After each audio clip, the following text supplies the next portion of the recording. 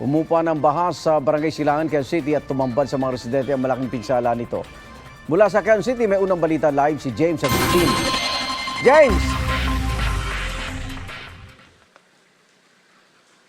Igang, good morning. Putik ang iniwan ng lampas tao na pagbaha sa Tagumpay Extension. Dito po yan sa Barangay Bagong Silangan sa Quezon City. Apektado hindi lamang yung mga bahay ng mga residente, maging kanilang mga kabuhayan. Mahigit sa 200 residente pa rin po yung nananatili ngayon sa evacuation center.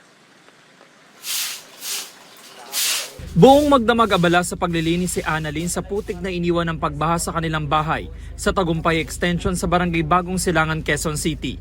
Ang kanyang mga anak nasa evacuation center.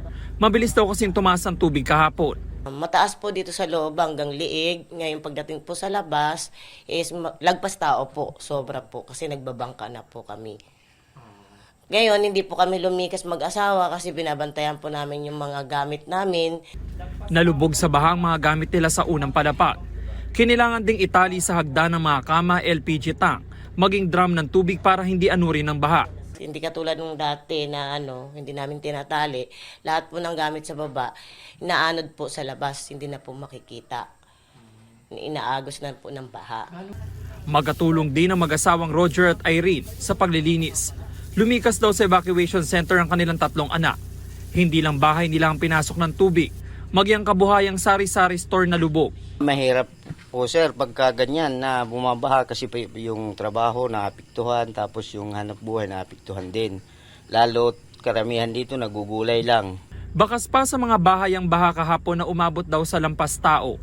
Maging mga taniman ng gulay na lubog sa tubig. Pinakamalapit kasi ang Tagumpay Extension sa ilog. Kapag bumaha, bangka ng ginagamit ng mga residente.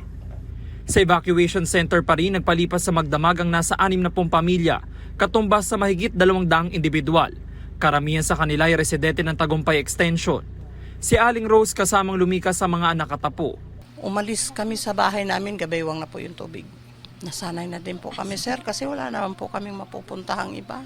Ang kapitbahay niyang si Rosa kasama rin ang 4 na anak sa evacuation center. Naiwan sa kanilang bahay ang mister para bantayan ng mga gamit. Pagtaas kasi ng tubig, likas ka agad talaga. Hindi na pwedeng paakyat pa hanggang dito pa. Mga baywang pa lang kailangan lumikas na po kami. Kasi nadala na din po kami dati, na-trap din po kami.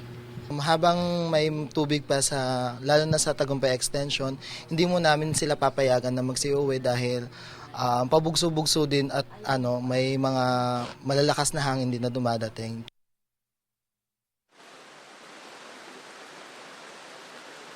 Kaninang madaling araw ay gumanda na yung panahon kaya naman nakapaglinis na yung mga residente. Pero sa mga oras na ito ay napakalakas na ulan. Yung nararanasan natin dito sa Barangay Bagong Silangan sa Quezon City.